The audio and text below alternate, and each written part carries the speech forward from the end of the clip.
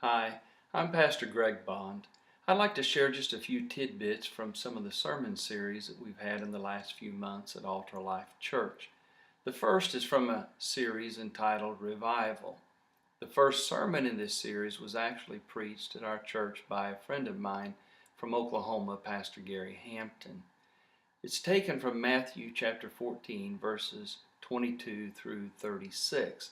And it's a story of Jesus constraining his disciples to get into a boat, cross the Sea of Galilee to the other side to a place called the land of Gennesaret, where they would experience great revival.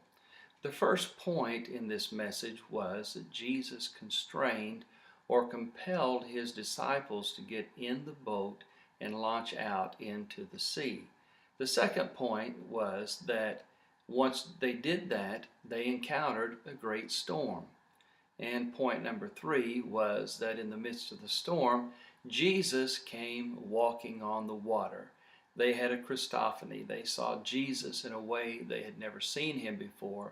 In fact, in such a compelling way that it caused them to fall at his feet and worship him and say of a truth, "Thou art the Son of God."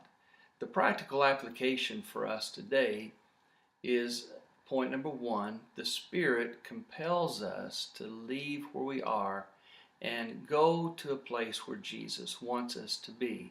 Sometimes we get in a rut, sometimes we just fall into a place of comfort, and the Spirit has to come and urge us to move closer to Christ. Point number 2 is that when we begin to do that, we'll always encounter a great storm.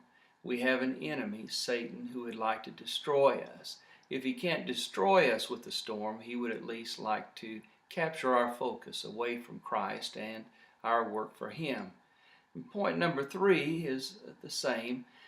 Jesus comes in our time of storm. At the darkest moment, when our hope seems to be the least, Christ shows up in a way that we never expected. In fact, in a way that causes us to see him like we've never seen him before. It will be a way that changes our lives, and it will help us to change the lives of others.